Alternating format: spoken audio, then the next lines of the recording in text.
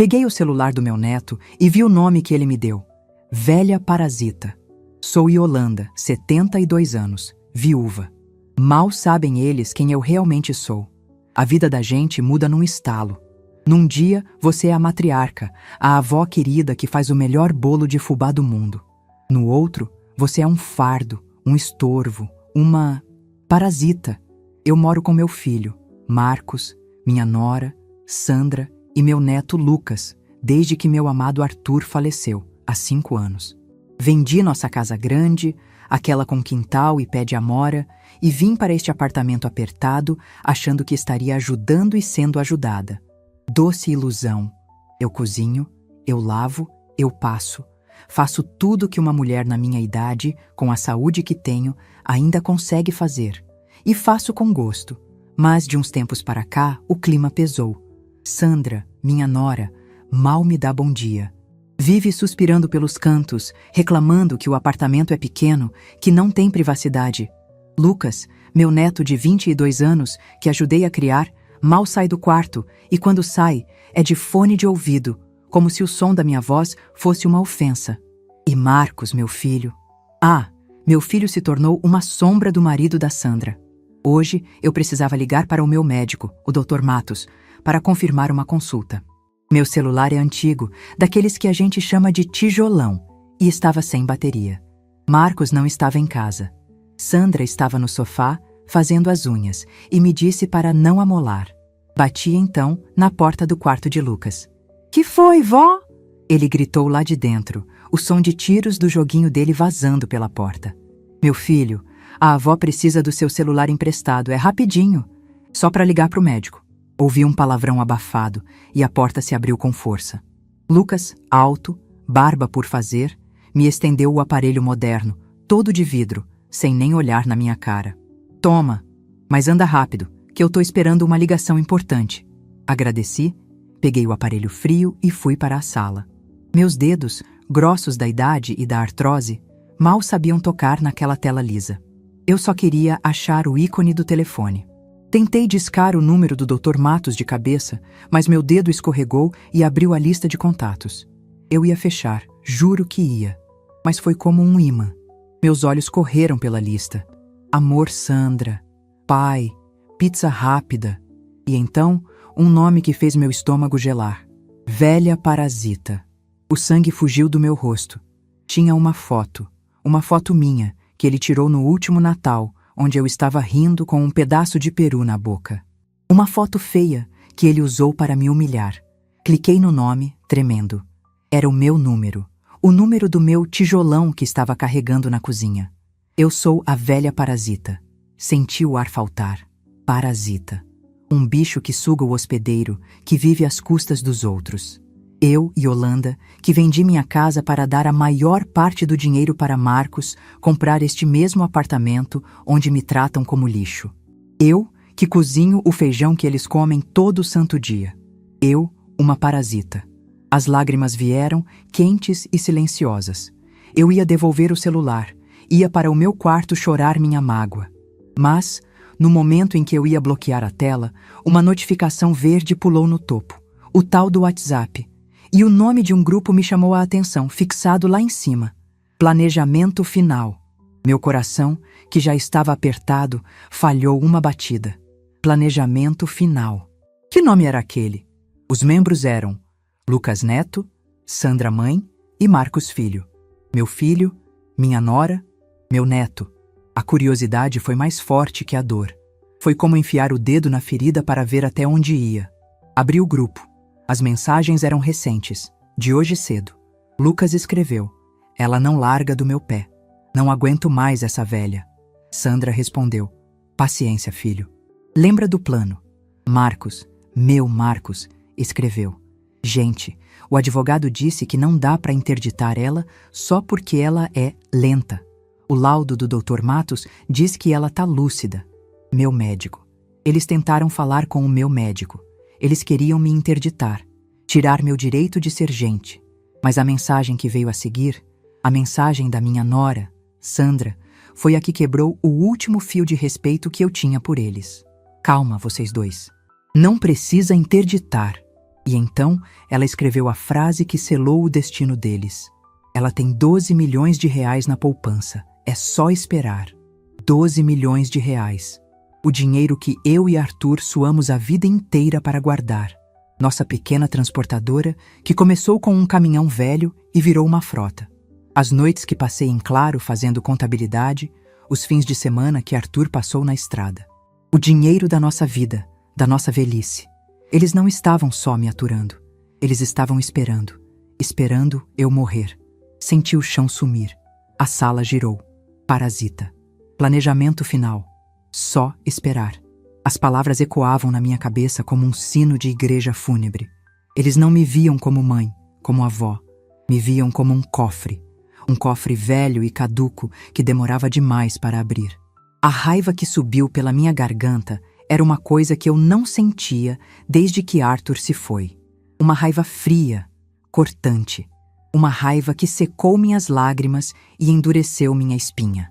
Eles acham que eu sou lenta? Eles acham que eu sou boba? Eles acham que, porque eu cozinho e lavo, eu esqueci como eu e meu marido construímos um império do zero? Eles confundiram minha bondade com burrice. Confundiram meu luto com demência. Eles são os parasitas.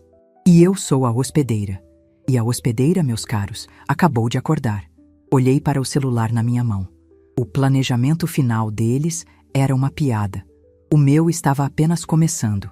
Meus dedos, que antes tremiam de artrose e choque, agora estavam firmes. Firmes como a mulher que fechou contratos milionários, que demitiu o motorista ladrão e que negociou com o gerente de banco a vida inteira.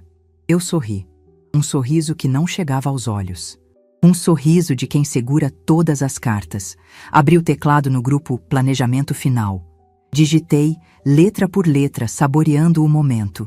Olá, aqui é a Parasita. Apertei, enviar. 2 segundos depois, ouvi um grito agudo vindo do quarto de Lucas. Logo em seguida, o som de algo caindo no chão da sala. Era Sandra, que deixou o vidro de esmalte escapar da mão. Devolvi o celular de Lucas para a mesinha de centro, com a tela ainda acesa na minha mensagem. Caminhei até a cozinha. O cheiro do meu feijão, que eu temperei com tanto carinho, estava maravilhoso. Peguei a colher de pau e mexi o caldo grosso. O silêncio que tomou conta do apartamento era ensurdecedor. O silêncio que se instalou no apartamento depois do meu olá no grupo era mais pesado que massa de pão que não cresceu. Eu continuei ali, parada na boca da cozinha, mexendo o feijão. O cheiro de alho e louro era a única coisa normal naquele momento. O mundo deles tinha virado de cabeça para baixo. O meu tinha acabado de se endireitar. Primeiro, foi o barulho no corredor. Passos pesados, tropeçando. Lucas. Ele parou na porta da cozinha, o rosto vermelho, os olhos arregalados. Ele não estava segurando o celular que eu deixei na sala. Ele estava segurando o dele, o que estava no quarto. Ele viu a mensagem. Vó, que porra é essa? A voz dele, geralmente tão grossa e cheia de deboche, saiu esganiçada. Um pinto assustado. Eu parei de mexer o feijão. Olhei para ele, mas não para o meu neto. Olhei para ele como Yolanda Tavares, a mulher que já tinha feito o caminhoneiro barbado chorar. Olhava para um funcionário que tinha batido o caminhão. Boca suja, Lucas? Dentro da minha... Quer dizer, dentro da casa onde eu moro? Que falta de respeito. Você leu, ele gaguejou. Eu li. Nesse instante, Sandra apareceu atrás dele, correndo da sala. O esmalte vermelho sangue que ela passava estava borrado na mão dela. Parecia que tinha machucado alguém. Ela olhava do Lucas para mim, o rosto pálido, a boca aberta. Mãe, o que a senhora está fazendo com o celular do Lucas?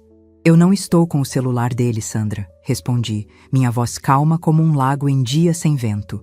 Eu já devolvi, está na mesinha de centro, onde, aliás, você deixou cair seu esmalte. Vai manchar a madeira. Madeira boa essa. Paguei caro. Sandra olhou para a própria mão, como se só então percebesse o esmalte.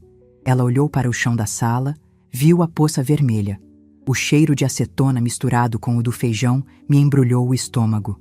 Do que vocês estão falando? A voz de Marcos soou na porta. Meu filho.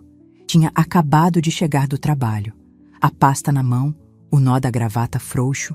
Ele olhou para minha esposa em pânico, para o filho apavorado e para mim, a velha de colher de pau na mão. Marcos, graças a Deus. Sandra correu para ele quase chorando. Sua mãe, ela pegou o celular do Lucas, ela tá falando coisa com coisa. Ela mandou uma mensagem no nosso grupo. Marcos franziu a testa. Que grupo, Sandra? O do condomínio?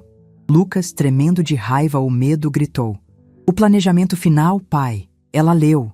A parasita leu tudo. O sangue sumiu do rosto do meu filho. Eu vi. Eu vi o homem que eu amamentei ficar da cor de cera. Ele largou a pasta no chão. O baque foi surdo.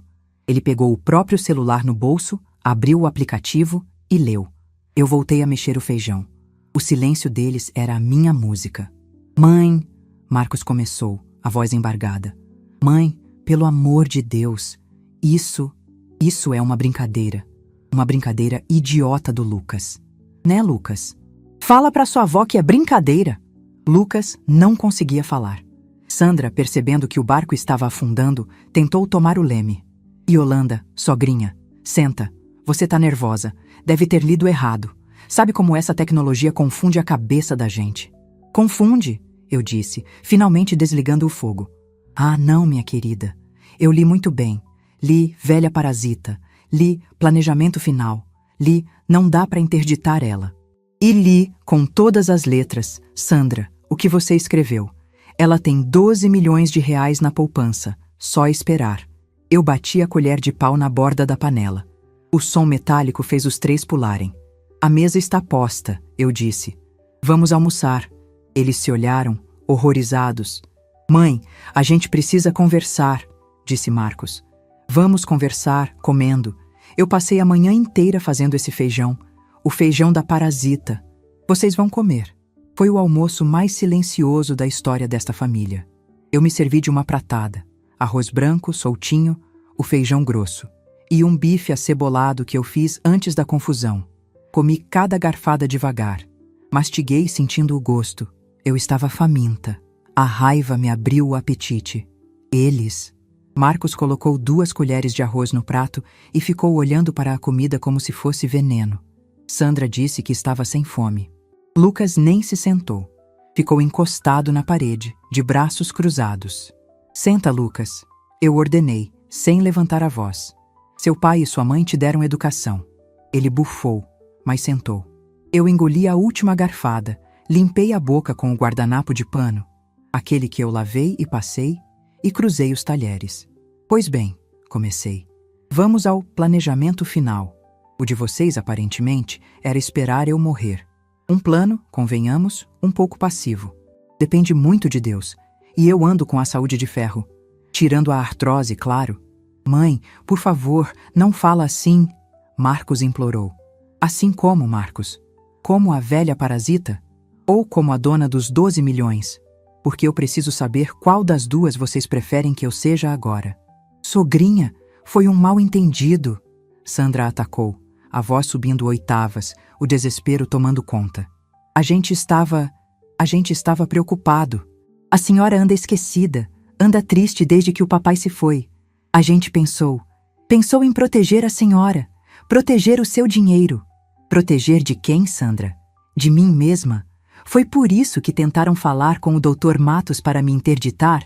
Para proteger meu dinheiro no bolso de vocês? Sandra ficou branca. Ela não sabia que eu tinha lido aquilo também. E você, Lucas? Continuei, virando para o meu neto. Parasita. Eu, que troquei suas fraldas. Eu, que fiquei noites em claro quando você teve catapora. Eu, que te dei dinheiro escondido para você comprar aquele seu computador que você usa para me xingar nos seus joguinhos. Uma parasita. Lucas encolheu os ombros. Eu olhei para o meu filho. Marcos, o meu menino. E você, Marcos? Você deixou. Você concordou. Você leu o que sua mulher escreveu sobre os meus 12 milhões e não disse nada. Você leu o que seu filho escreveu sobre mim e não o corrigiu. Você participou do planejamento final contra a sua própria mãe. Marcos finalmente levantou os olhos. Havia lágrimas neles. Mas não eram lágrimas de arrependimento. Eram lágrimas de quem foi pego. Mãe, a senhora não entende. As coisas estão difíceis, o custo de vida, a Sandra teve que largar o emprego, o Lucas na faculdade. A gente só conta com esse dinheiro para o futuro. O nosso futuro. Ali estava. O nós não me incluía. Eu ri. Uma risada seca, curta. O futuro de vocês. Entendo. Faz sentido. O futuro de vocês depende do meu fim. Levantei-me da mesa. Eles me seguiram com os olhos, como se eu fosse uma bomba prestes a explodir. Fui até meu quarto. O meu quarto, o menor do apartamento, o antigo quartinho de empregada. Fechei a porta e, pela primeira vez em 5 anos morando ali, girei a chave. O clique da tranca foi o som mais libertador que eu ouvi em anos. Eles achavam que eu era a vovozinha Yolanda, que fazia bolo de fubá e assistia novela. Eles esqueceram quem eu era antes de enviuvar. Eu arrastei minha cama. O ranger dela fez barulho. Atrás da cabeceira tinha uma daquelas tomadas falsas, que na verdade é um cofre de parede. Meu falecido Arthur que instalou. Para emergências, minha velha, ele dizia. Abri. Lá dentro não tinha dinheiro. Tinha algo muito mais valioso. Tinha a minha identidade. Uma pasta de couro preta, gasta. Dentro dela, minha antiga agenda de contatos, aquela que não é digital. E um livro caixa, pequeno, onde eu anotava coisas que nem meu filho sabia. Eles falaram em 12 milhões na poupança. Que tolos! 12 milhões era o que estava na poupança, sim. O dinheiro da velhice, o dinheiro declarado, o dinheiro que eu deixava visível para eles, o bode na sala. Eu e Arthur não fizemos fortuna vendendo uma transportadora. Nós investimos o dinheiro da venda. Nós diversificamos. Meu marido era a força, o motorista, mas eu era a cabeça. Eu era a contabilidade. Eu era a negociadora.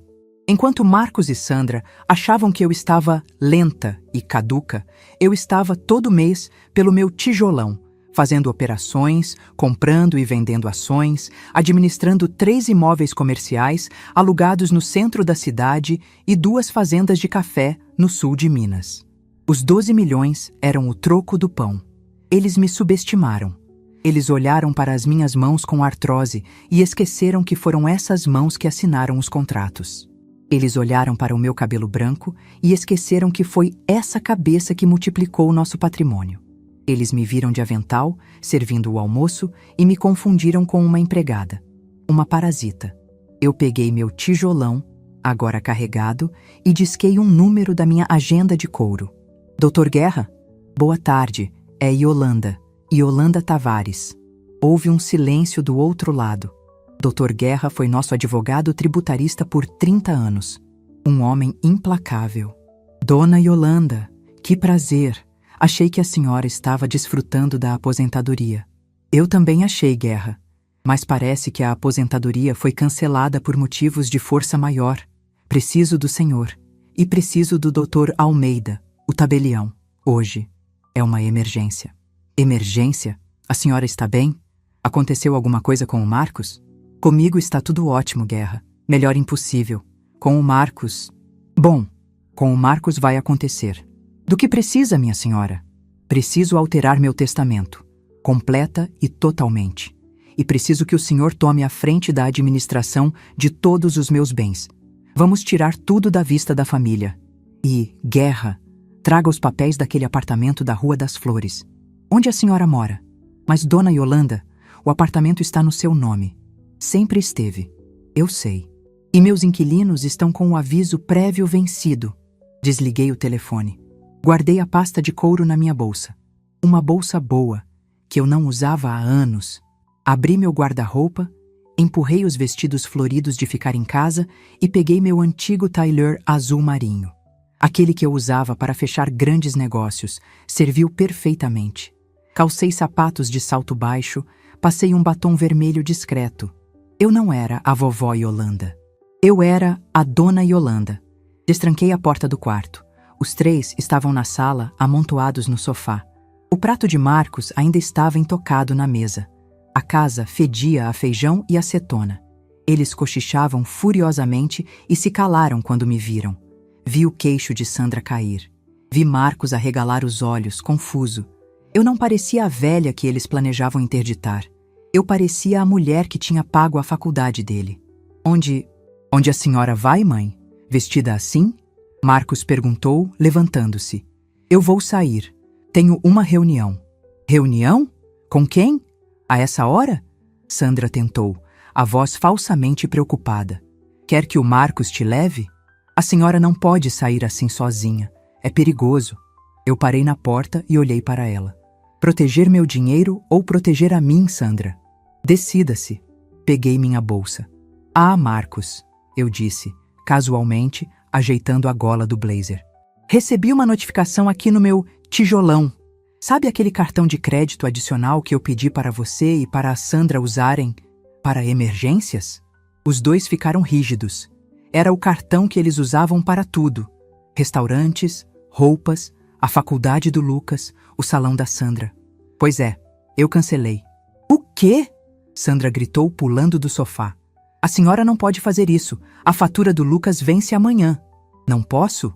Ué, a velha parasita decidiu que precisa economizar. Parasitas não pagam contas, não é? Elas só sugam. Eu sorri para ela. E Sandra, o feijão que eu pedi para você olhar queimou. Está um cheiro horrível na cozinha. Vocês estavam tão ocupados no planejamento final que não sentiram. Vão ter que pedir pizza. Abri a porta. Mãe, espera! Marcos correu na minha direção. A gente pode conversar. A gente pede desculpa. Pelo amor de Deus. Ah, nós vamos conversar, meu filho, mas não hoje. Hoje eu estou ocupada, planejando o meu futuro. Saí e fechei a porta. Do lado de fora, ouvi o grito de fúria de Sandra. Eu chamei o elevador, o coração batendo firme. Não era de medo, era de vida. Yolanda Tavares estava de volta aos negócios. O ar gelado da rua me bateu no rosto quando saí do prédio. Era um ar de liberdade. Havia anos que eu não me sentia dona do meu próprio nariz, dona dos meus próprios passos. O tailleur azul marinho parecia uma armadura. Cada passo que eu dava no salto baixo, firme na calçada, era um passo para longe da vovó e um passo de volta para a dona Yolanda. Peguei um táxi. Não ia esperar carro de aplicativo. Não ia depender da tecnologia moderna que meu neto usava para me xingar. Fui pelo método antigo, seguro. O escritório do doutor.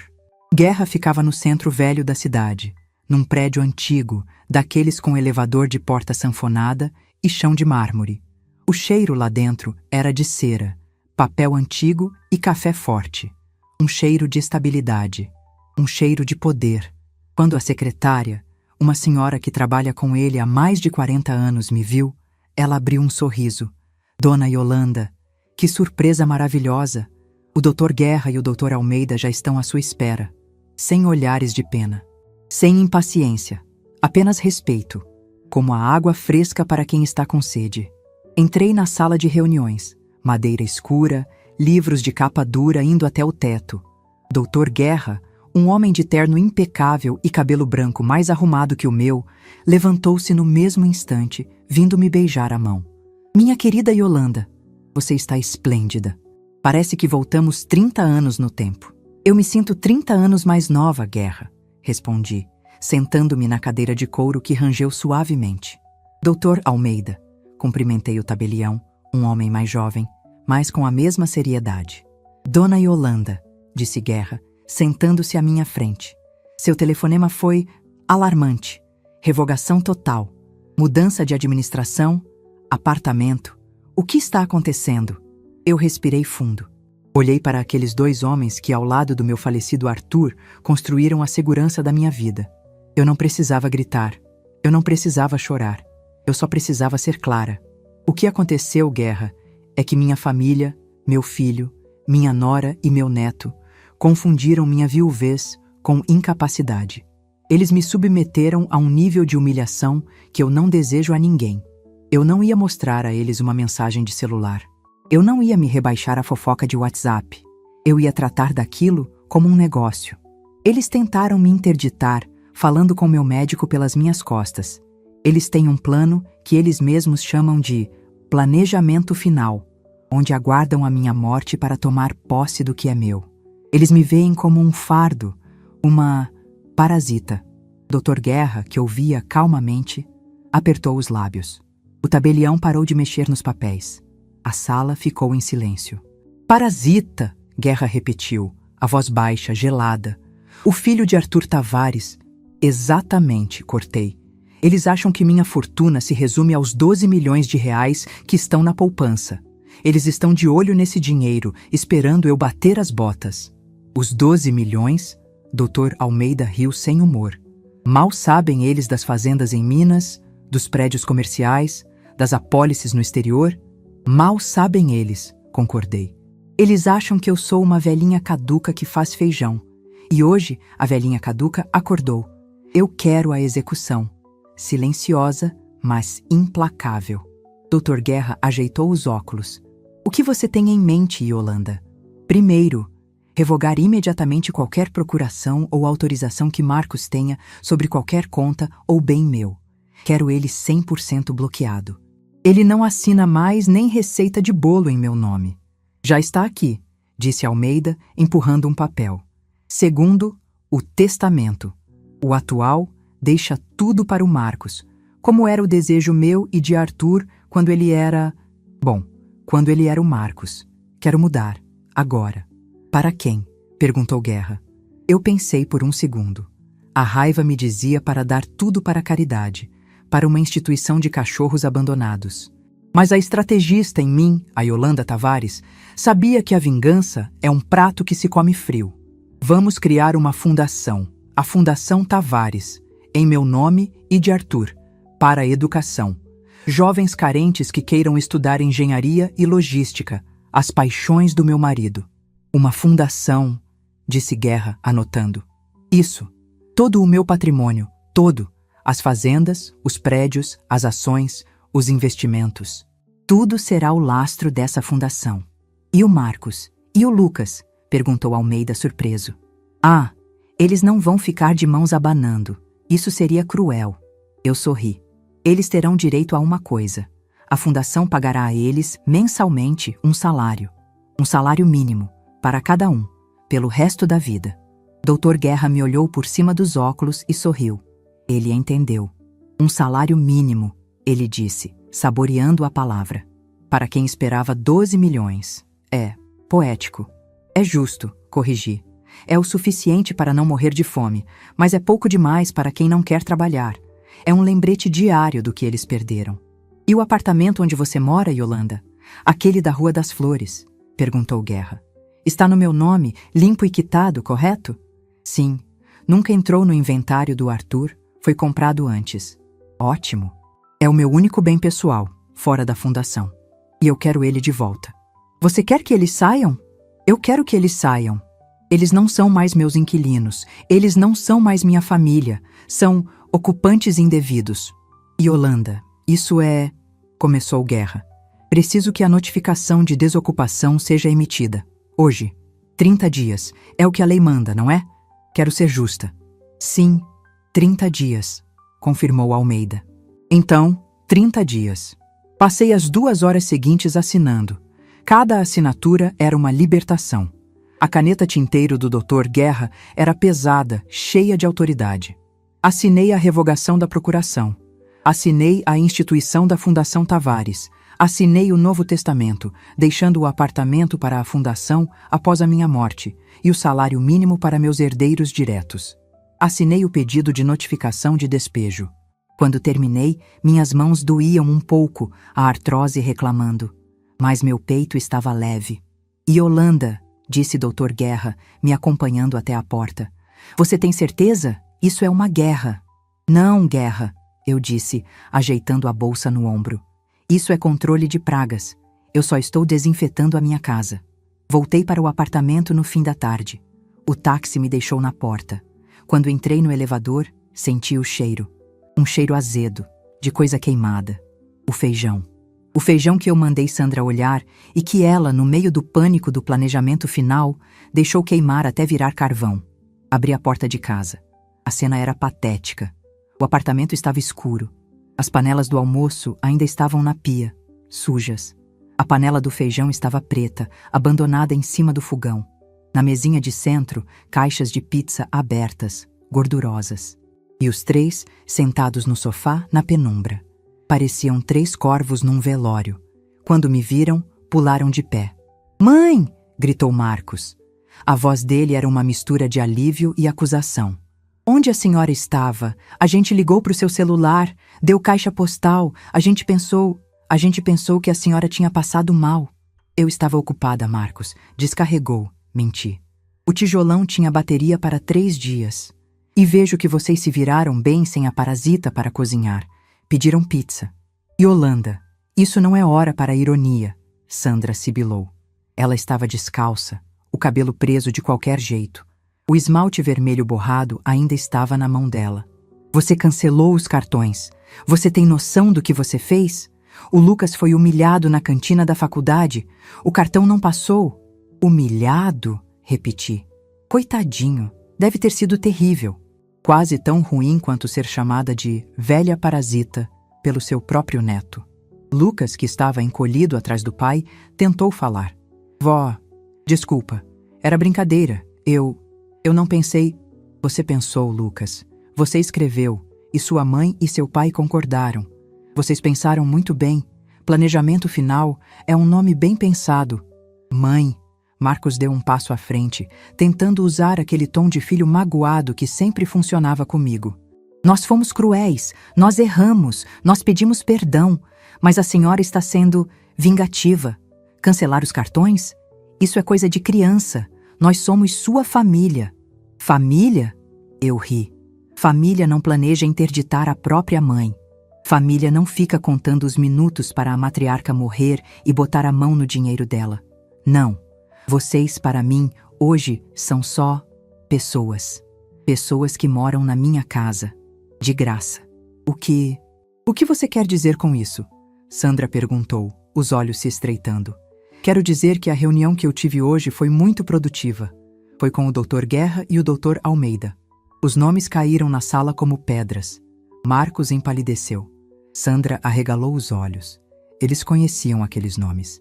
Eram os executores do testamento do meu marido, os tubarões. O Guerra? Por quê? Marcos gaguejou. A gente não precisa de advogado, mãe. A gente resolve isso em família. Não, Marcos, nós não resolvemos. Vocês tiveram 5 anos para resolver em família. Vocês escolheram me tratar como um estorvo. Agora quem resolve são meus advogados. Fui até meu quarto. Eles me seguiram, um bando de patos assustados. Parei na porta e me virei. Aliás, só para vocês se programarem. A campainha tocou. Um som alto, estridente, que cortou a tensão. Eles se olharam. Eu continuei parada. A campainha tocou de novo. Não vão atender? Perguntei. Pode ser a pizza de novo? Ou talvez o futuro? Lucas, o mais novo, foi atender.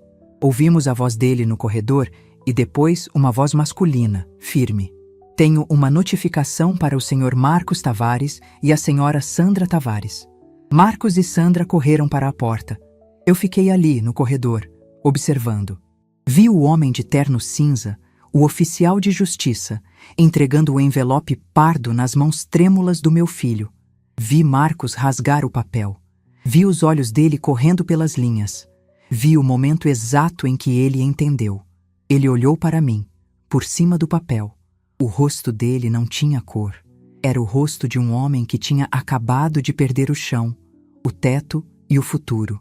Mãe, ele sussurrou. A voz quase não saiu. Desocupação? 30 dias? Você está nos expulsando? Sandra arrancou o papel da mão dele. Ela leu. E então ela soltou um som. Um gemido agudo que parecia vir do fundo da alma. Não, você não pode. Isso é ilegal.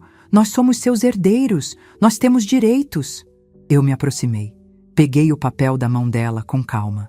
Direitos, Sandra? Que interessante. Vamos falar de direitos. Vocês têm o direito de procurar um lugar para morar. Vocês têm 30 dias. É o que a lei manda. Eu estou sendo perfeitamente legal. Mas nós não temos dinheiro, gritou Marcos, o pânico tomando conta. Você cortou os cartões? Como vamos alugar outro lugar? Onde vamos morar? Na rua? Você vai jogar seu filho e seu neto na rua? Eu olhei bem fundo nos olhos dele. Os olhos que um dia foram do meu menino. A rua é uma opção, mas eu sugiro arrumar um emprego. Vocês 3, saudáveis, fortes. A Sandra pode voltar a trabalhar. O Lucas pode deixar os joguinhos e procurar um estágio. E você, Marcos? Bom, você vai ter que aprender a viver com o seu salário, sem os complementos da sua mãe. Você é um monstro. Sandra cuspiu as palavras. Não, eu sou a velha parasita. E esta parasita decidiu que o hospedeiro não serve mais. O planejamento final começou, meus queridos. Virei as costas e entrei no meu quarto. Só que o planejamento é meu. Tranquei a porta. O som dos gritos e do choro de Sandra do outro lado da porta era a trilha sonora da minha libertação. Eles podiam gritar, podiam bater. A execução estava em andamento. E o silêncio do meu lado da porta era absoluto. Os primeiros dias depois da notificação foram os mais estranhos da minha vida. Eu tranquei a porta do meu quarto, não só para dormir, mas sempre que estava lá dentro. O apartamento, que antes era o meu lar, virou um campo de batalha silencioso, dividido por um corredor. De manhã, eu acordava no meu horário de sempre, às 6. Fazia minha higiene, vestia minhas roupas simples de ficar em casa. O tailleur azul marinho estava guardado, a armadura só era necessária para a guerra lá fora. Eu ia para a cozinha. E pela primeira vez em 5 anos, eu fazia café só para mim, uma xícara. Eu fritava um ovo só para mim. Passava manteiga em uma única fatia de pão. Eles acordavam mais tarde, com o cheiro do meu café. No primeiro dia, Marcos apareceu na cozinha, os olhos fundos de quem não dormiu, o cabelo desgrenhado. Ele me viu sentada à mesa, lendo meu jornalzinho de bairro, tomando meu café. Mãe, não fez café pra gente? A voz dele era de uma criança de 40 anos. Eu levantei os olhos do jornal. Não, eu fiz café para mim. O pó está no armário, a água está na torneira. Vocês são adultos, façam! A cara de espanto dele foi quase cômica. Ele, que nunca coou um café na vida, que sempre teve a velha para servi-lo. Ele ficou parado, sem saber o que fazer. Sandra apareceu atrás, parecendo um bicho do mato. O que é isso, Yolanda? Greve de fome? Você quer matar a gente de inanição para ficar com o dinheiro mais rápido? Ela rosnou. Sandra, não fale bobagens. Eu não sou empregada de vocês. Eu era a parasita, lembra? Parasitas não servem os hospedeiros. Elas sugam. E eu, aparentemente, sugava a obrigação de alimentar 3 adultos saudáveis. Eu terminei meu café, lavei minha xícara, meu pires e minha frigideira. Sequei e guardei. Deixei a cozinha impecável, do meu lado. O lado deles, com as caixas de pizza da noite anterior, fedia a queijo amanhecido e calabresa. Bom dia para vocês, eu disse, e voltei para o meu quarto. Ouvi os gritos dela ecoando pelo apartamento. Marcos, faça alguma coisa, ela tá louca, ela enlouqueceu de vez, ela vai nos matar de fome. Cala a boca, Sandra, ouvi meu filho gritar de volta. A culpa é sua. 12 milhões, você não podia ficar de boca fechada? Minha. A culpa é sua, que é um frouxo, um banana. Não consegue controlar a própria mãe velha. Eu liguei meu radinho de pilha. Botei numa estação de música clássica. Deixei que Vivaldi abafasse o som da ganância implodindo. Os dias foram passando. Faltavam 25 dias.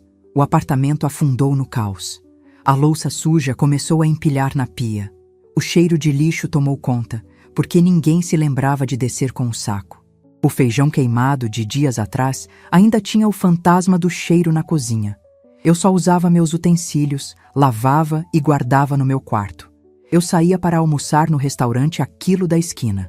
Comida simples, mas honesta. E paga com o meu dinheiro. Eles tentaram reverter a situação.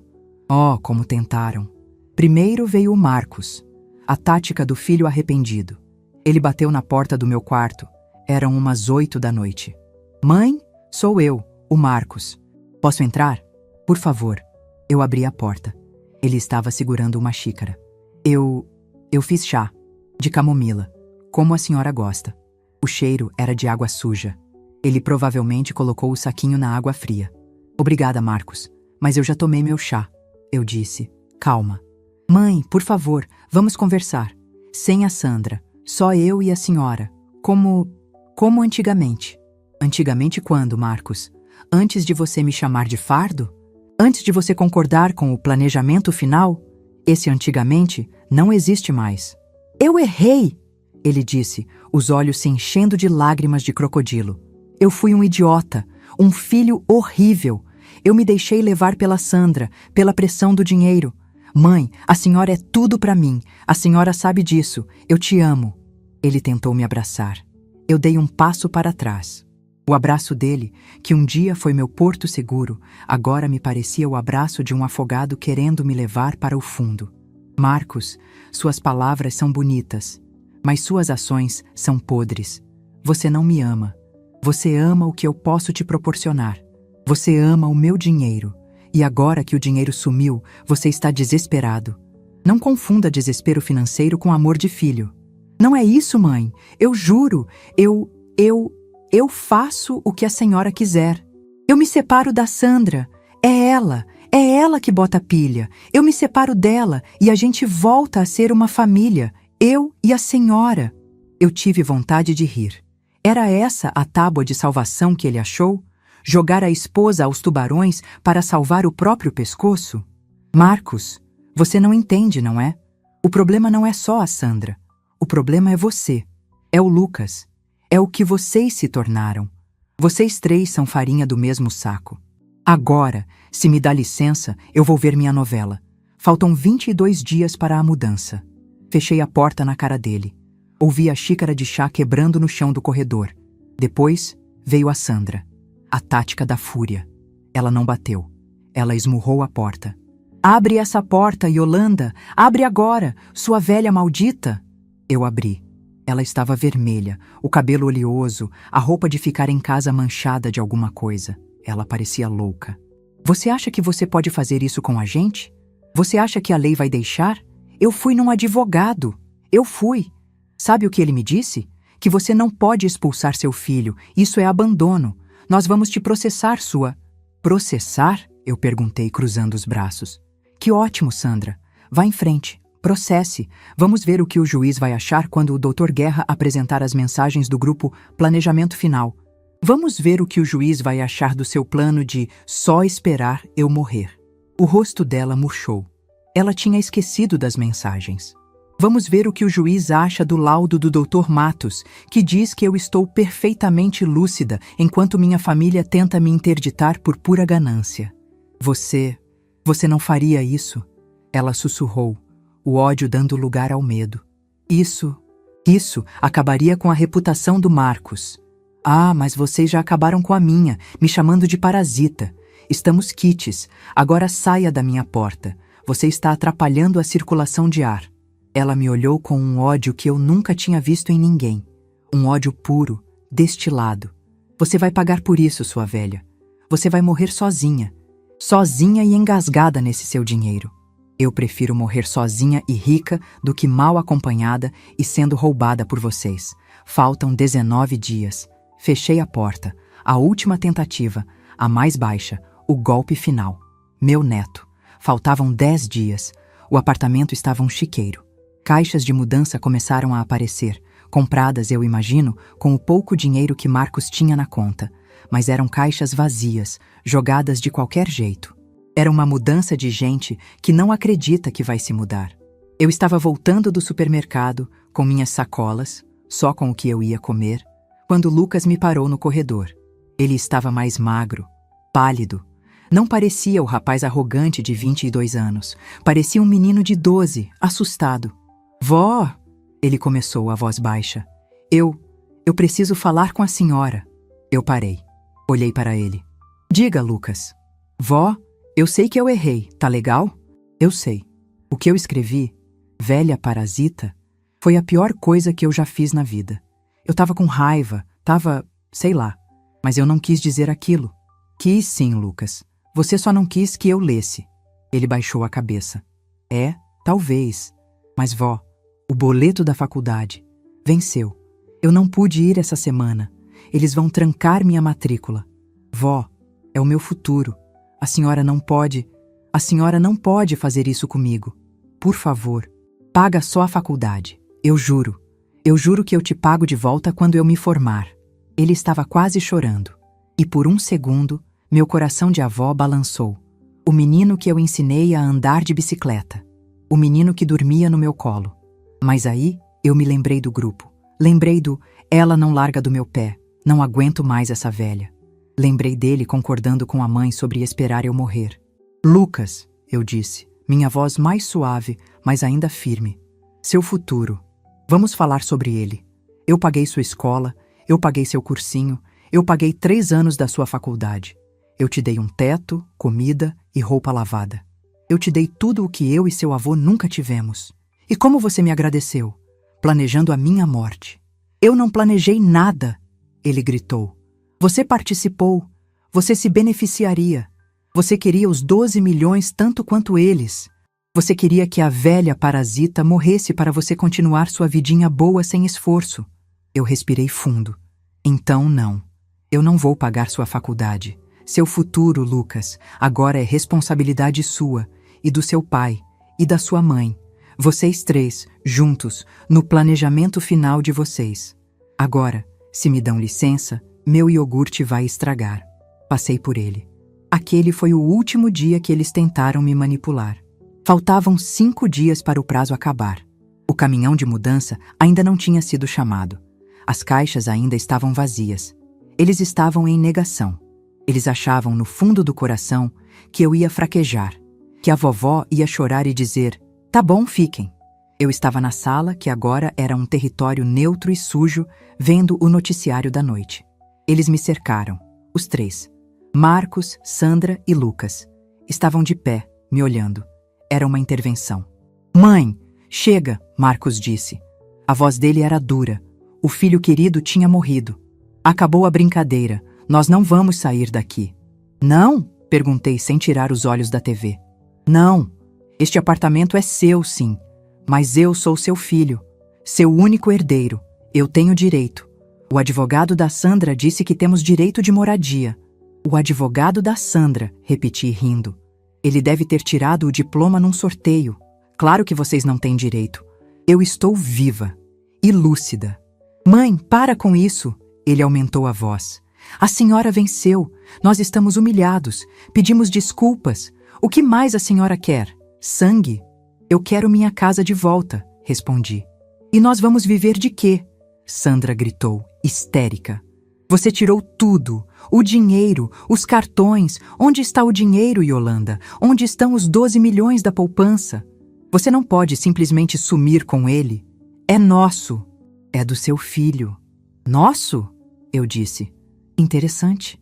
Eu não me lembro de você, Sandra, trabalhando na transportadora. Eu não me lembro de você, Marcos, passando noites em claro na contabilidade comigo. E certamente não me lembro de você, Lucas, dirigindo o caminhão na madrugada com seu avô." Eu desliguei a TV. O silêncio que ficou era ensurdecedor. Levantei-me. Fiquei de frente para eles. A velha de 72 anos, de 1,60 m, contra 3 adultos. E eu nunca me senti tão grande. "Vocês querem saber a verdade? Vocês acham que isso é sobre os 12 milhões? Vocês acham que eu estou fazendo birra por causa dos cartões de crédito? Vocês são tão pequenos." Peguei minha bolsa, aquela do dia da reunião com o Dr. Guerra. Tirei a pasta de couro preta.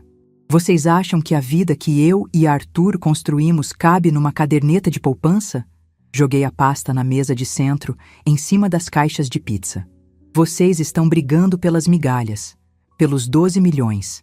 Vocês, meus parabéns, encontraram o dinheiro da velhice, o dinheiro do dia a dia, o dinheiro que eu deixei vocês verem." Os 3 se entreolharam, confusos. "Do que você está falando, sua maluca?", Sandra disse. "Eu estou falando, minha querida nora, que enquanto vocês me viam como uma cozinheira caduca, eu estava administrando o verdadeiro patrimônio. Vocês estavam de olho na poupança, mas esqueceram de perguntar das 2 fazendas de café no sul de Minas, aquelas que o pai do Marcos vendeu quando se aposentou. Ele não vendeu, ele passou para o meu nome." O queixo de Marcos caiu. "Vocês esqueceram dos 3 prédios comerciais no centro.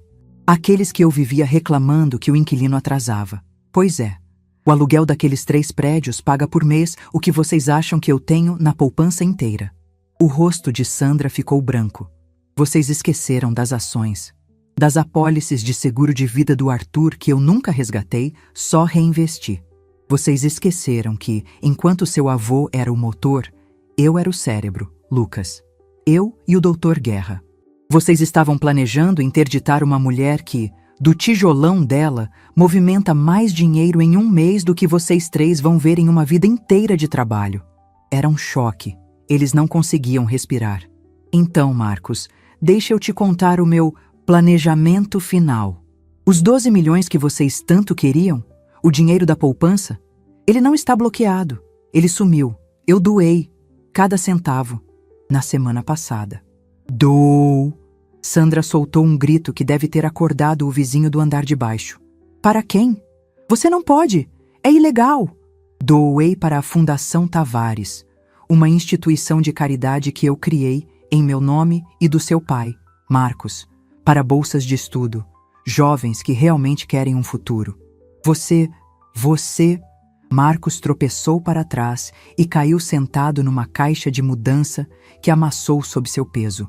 Ele estava quebrado. E o resto? Sandra avançou em mim. As fazendas? Os prédios? Onde está o dinheiro, sua bruxa? Está tudo lá, na fundação. As fazendas, os prédios, as ações, todo o patrimônio Tavares. Quando eu morrer, tudo vai para a fundação. Está tudo assinado, lavrado, carimbado pelo Dr. Almeida. O silêncio foi absoluto. A realização. A queda. Eles não tinham perdido 12 milhões. Eles tinham perdido uma fortuna incalculável. Mas, eu disse, saboreando o momento, eu não sou um monstro. Eu pensei em vocês. No meu Novo Testamento. Eu não podia deixar meu filho e meu neto desamparados. Marcos levantou a cabeça. Um pingo de esperança patética no olhar. Eu deixei para vocês três uma pensão. Vitalícia, para que nunca lhes falte o pão. A fundação pagará a vocês, todo mês, religiosamente, um salário mínimo. Eu vi a esperança morrer. Vi a alma do meu filho sair do corpo. Lucas começou a rir. Um riso seco, histérico, de pânico. Um salário mínimo. Um salário mínimo. Sandra não gritou. Ela não chorou. Ela apenas me olhou com os olhos mortos. E então, ela se virou para Marcos, que estava sentado na caixa, e começou a bater nele, com os punhos fechados. Foi culpa sua, seu frouxo, seu incompetente. Você deixou ela fazer isso. Banana, banana. Marcos nem reagiu. Apenas recebeu os golpes. Eu peguei minha pasta de couro da mesa. Eu vou dormir. O caminhão de mudança chega em 5 dias. Se vocês não tiverem empacotado, o oficial de justiça e os carregadores vão colocar suas coisas em sacos de lixo e deixar na calçada. Fui para o meu quarto. Ah, e Sandra, eu disse parando na porta. A velha parasita está oficialmente cortando o cordão umbilical. Sugue a força de trabalho do seu marido agora. Talvez dê algum resultado. Tranquei a porta. O som de coisas quebrando e os gritos de Sandra se misturaram. Mas pela primeira vez em 5 anos, o meu quarto estava em absoluto e perfeito silêncio. O silêncio do triunfo. Os últimos 5 dias foram um borrão de silêncio e fúria contida. Eu não saí mais do meu quarto, exceto para o essencial. Pedi comida por telefone. A casa, que um dia foi meu lar, agora fedia. Fedia a lixo acumulado, a comida estragada na geladeira que ninguém limpava. E mais do que tudo, fedia a derrota. Eles não estavam empacotando, estavam vegetando, como se, ao não fazer nada, pudessem parar o tempo. No 30º dia, o dia da desocupação, eu acordei às 5 da manhã. Fiz meu ritual, tomei meu banho, passei meu melhor hidratante, aquele com cheiro de lavanda. Vesti um vestido bege, simples, mas elegante. Calcei sapatos confortáveis. Preparei meu café na minha cafeteira italiana, que eu guardava no quarto. O cheiro do café bom, do café meu, encheu o pequeno espaço. Às 8 em ponto, a campainha tocou. Eu saí do quarto. A sala estava um caos. Caixas de pizza empilhadas, roupas jogadas pelo sofá, as caixas de mudança vazias num canto, como uma piada de mau gosto. Marcos estava sentado no sofá, com a mesma roupa de 2 dias atrás, olhando para o nada. Sandra estava na cozinha, fumando na janela, uma coisa que eu sempre proibi. Lucas não estava à vista. A campainha tocou de novo, estridente. Eu fui até a porta. Bom dia, dona Yolanda, disse o homem de terno. Era o oficial de justiça, o mesmo que entregou a notificação. Ao lado dele, 2 homens altos, de macacão, que eu imaginei serem os carregadores que o Dr. Guerra mandou, só por precaução. Bom dia, respondi. Calma. Por favor, entrem. Viemos cumprir a ordem de reintegração de posse. O prazo legal de 30 dias expirou à meia-noite. Os ocupantes já se retiraram? Como o senhor pode ver, eu disse apontando para a sala. Eles ainda estão aqui. O oficial suspirou. Ele odiava essa parte. Senhor Marcos Tavares, senhora Sandra Tavares, o prazo acabou. Vocês precisam desocupar o imóvel imediatamente. Sandra jogou o cigarro pela janela e entrou na sala, os olhos vermelhos de ódio e falta de sono. Não vamos sair. Você não pode nos tirar daqui. É a casa do meu marido. O oficial tirou um papel da pasta. Senhora, este imóvel está em nome da senhora Yolanda Tavares. Ela é a única proprietária. O senhor Marcos não consta na matrícula. Eu tenho uma ordem judicial. Se os senhores não saírem por bem, serei obrigado a chamar a polícia e usar a força. E os senhores serão processados por desacato. E, francamente, ele olhou em volta com nojo.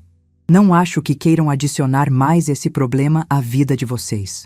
Sandra abriu a boca para gritar, mas Marcos, pela primeira vez em semanas, agiu. Ele levantou, a voz rouca. Cala a boca, Sandra. Acabou. Acabou. Ele olhou para mim. Não havia raiva. Não havia tristeza. Era só um vazio, oco. O rosto do homem que perdeu tudo, e só então percebeu o que tinha. Onde está o Lucas? Perguntei. Trancado no quarto. Não quer sair. O oficial fez um sinal para os carregadores. Verifiquem o quarto dos fundos. Os 2 homens foram. Ouvimos um barulho, a porta sendo forçada, e então meu neto gritando.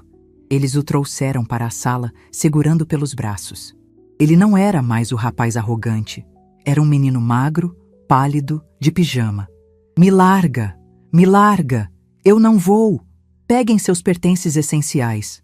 Documentos, remédios, o que puderem carregar nas mãos.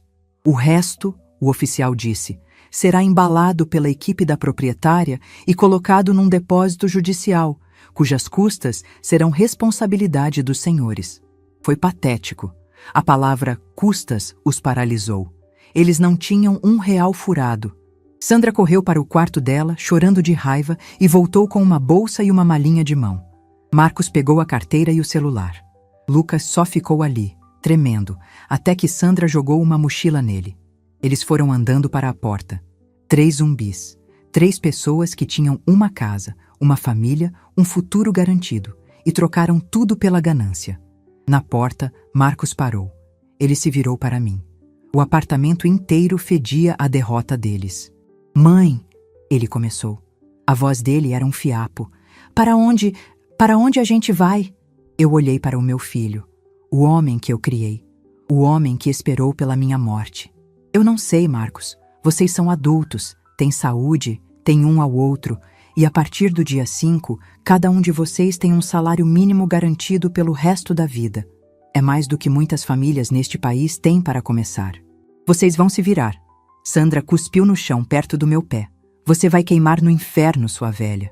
Eu sorri, um sorriso triste. Talvez, Sandra, mas hoje eu vou tomar um banho de lavanda na minha banheira. E vocês vão procurar um hotel barato. Adeus. Eles saíram. O oficial saiu por último, me entregando o papel da reintegração. Tudo certo, dona Yolanda. A casa é sua. Fechei a porta. O clique da tranca. Foi o som mais doce do mundo. O silêncio que se seguiu era pesado, mas era meu. Olhei para a sala. A sujeira, o lixo, as caixas de pizza, a prova física da podridão deles. Eu não ia limpar aquilo. Fui até a janela que Sandra usava para fumar e a abri inteira. O ar fresco da manhã entrou, varrendo o cheiro de cigarro e de fracasso. Peguei meu celular, o tijolão, e liguei para o Dr. Guerra. Guerra? Sou eu. Acabou. Graças a Deus, Yolanda. Mandei a equipe de limpeza profunda que a senhora pediu. Eles chegam em 10 minutos, e o corretor de imóveis chega às 2. Obrigada, Guerra. Você é um anjo. Não, Yolanda. Você é a estrategista. Eu só assino os papéis. Desliguei. Em 10 minutos, uma equipe de 4 pessoas de macacão branco entrou no apartamento. Pareciam cientistas limpando uma área contaminada. Eu me tranquei no meu quarto com meu café e minha música clássica e deixei que eles apagassem os últimos 5 anos da minha vida. 6 meses se passaram. Eu vendi o apartamento. Vendi por um preço excelente. O dinheiro foi direto para a fundação. Eu não conseguia mais respirar naquele lugar. A memória do planejamento final estava impregnada nas paredes. Hoje eu moro num apartamento menor, 2 quartos, de frente para o mar. O barulho das ondas é minha nova trilha sonora. A brisa salgada entra pela janela o dia todo. Eu tenho uma moça, a Clara, que vem 3 vezes por semana me ajudar com a limpeza pesada. Não porque eu seja uma parasita, mas porque eu decidi que, aos 72 anos, eu mereço não ter que esfregar o chão. Mas o apartamento é só meu dormitório. Minha vida agora é outra. Eu sou Dona Yolanda Tavares, presidente voluntária da Fundação Tavares. Meu escritório fica num dos prédios comerciais do centro, aquele que eu e Arthur compramos nos anos 80. A sala é ampla, com uma janela que vê a cidade inteira. Hoje foi um dia especial. Foi o dia da entrevista final para a primeira turma de bolsistas. 50 jovens. 25 para engenharia, 25 para logística. O sonho do meu Arthur. Dr. Guerra estava comigo. Nós entrevistamos o último rapaz. Um menino de 18 anos, de uma cidadezinha do interior, olhos brilhando, as notas impecáveis, mas a roupa puída. Me diga, João, eu perguntei, por que você quer ser engenheiro? O rapaz ajeitou os óculos nervoso. Dona Yolanda, eu quero construir pontes. Onde eu moro, o rio sobe e a gente fica ilhado. Meu pai perdeu uma colheita inteira porque o caminhão não passou. Eu quero que as coisas cheguem. Quero ligar as pessoas. Eu olhei para o Guerra. O espírito do Arthur estava ali, naquela sala, naquele menino. Bem-vindo à Fundação Tavares, João. Sua bolsa está aprovada. O choro de alegria dele, um choro de alívio, de futuro, lavou minha alma de um jeito que nenhuma vingança conseguiria. O dinheiro, que estava parado, mofando na poupança, esperando minha morte, agora estava construindo pontes. Depois que o rapaz saiu, Guerra me entregou um envelope. O que é isso? Perguntei. Relatório dos nossos pensionistas. Eu abri. Era um relatório do banco sobre os saques do salário mínimo. Eles tentaram contestar o testamento, disse Guerra, sem que eu perguntasse. Alegaram coerção, senilidade, tudo. O juiz nem aceitou o caso. O laudo do Dr. Matos e as mensagens do WhatsApp foram conclusivos. Eles estão vivos? Perguntei, sem muito interesse. Estão. Pelo que soube, alugaram um barraquinho de 2 cômodos na periferia, bem longe daqui. Marcos está dirigindo para um aplicativo de carro. O carro, claro, é alugado. Sandra tentou vender cosméticos de porta em porta, mas o temperamento dela não ajuda. E Lucas largou os joguinhos. Isso me surpreendeu. Sim, está trabalhando num call center. Telemarketing. Parece que ele odeia cada segundo. Bom, eu disse, guardando o relatório. O trabalho dignifica o homem. Eles estão finalmente aprendendo o que eu e o pai do Marcos fizemos a vida inteira. Estão aprendendo a não ser parasitas. Eu me levantei e fui até a janela. A cidade se estendia aos meus pés. O porto, os caminhões, o império que eu e meu marido construímos. Eu pensei em tudo. Pensei na dor da descoberta. Na humilhação de ser chamada de velha parasita. Foi a pior coisa que já me aconteceu. E foi a melhor. Aquela palavra foi o choque elétrico que meu coração precisava. Ela me acordou de um luto de 5 anos. Ela me lembrou que eu não era só a viúva do Arthur ou a mãe do Marcos. Eu era a Yolanda, a mulher que sabia fazer contas, a mulher que sabia negociar, a mulher que construiu tudo aquilo. Eles me subestimaram. Eles olharam para o meu cabelo branco e minhas mãos com artrose e acharam que a minha cabeça tinha parado de funcionar. Esse é o erro que o mundo comete.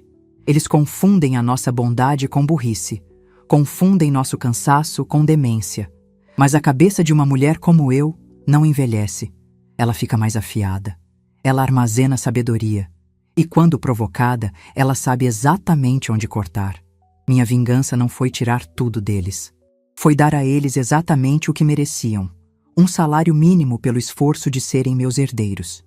Minha verdadeira vitória não foi expulsá-los.